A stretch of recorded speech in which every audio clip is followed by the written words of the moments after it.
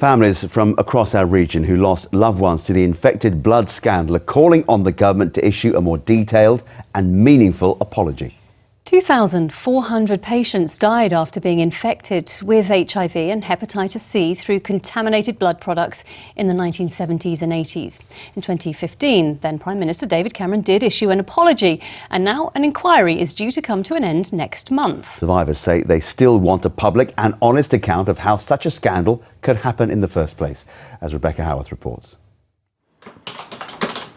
Elizabeth MacRae's life's work has been inspired by what happened to her father.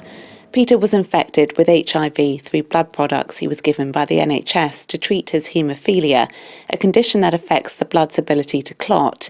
He died from AIDS more than 30 years ago, and since then Elizabeth has worked in medical research, most recently for Cambridge University.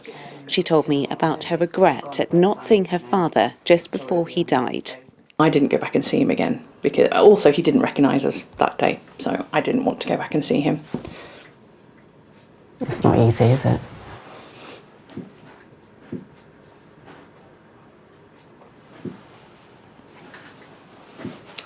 Sorry.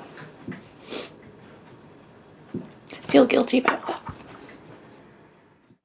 Just weeks after Elizabeth lost her father, her and her sister were then told, as they were carriers of haemophilia, that they shouldn't have children. Unfortunately, the consultant chose that moment to say to my sister and I, my sister being 9, me being 12, you are both carriers of severe haemophilia, and I really think that you shouldn't have children. You don't want this to happen again, do you? You wouldn't want to be responsible for that. So we've never had children. Elizabeth's story is far from unique. An inquiry into the contaminated blood scandal has heard many harrowing accounts of what happened, including Rosemary Calder, who lives near Northampton. Her son Nicky died when he was just 25 after being infected with HIV. All these little boys whose lives have been taken, and those that are still here, they've lost all their prospects. You know, their future didn't turn out the way it should have done, and they've lost so much. It hit me like a truck, as I say. Susan Wathen from Raunds in Northamptonshire only found out in 2014 that she had hepatitis C after a transfusion in the 1980s. When people look at us, they look at, oh, well, it's just a lot of old people. You know, I was in my 20s when this happened to me.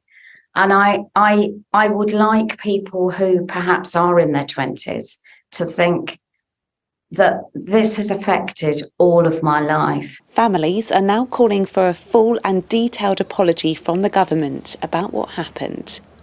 What a lot of people are annoyed about, including me, is that they haven't been able to say what they're sorry for. It is surely obvious by now, with all the evidence that we've seen, that the government does have some specific things to apologise for. The government has said it's paid interim compensation to those eligible, but this was only the first step, and that it continues to prepare for the conclusions and recommendations of the infected blood inquiry later this year.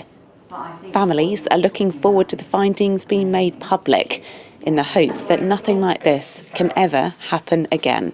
Rebecca Howarth, ITV News, Cambridge.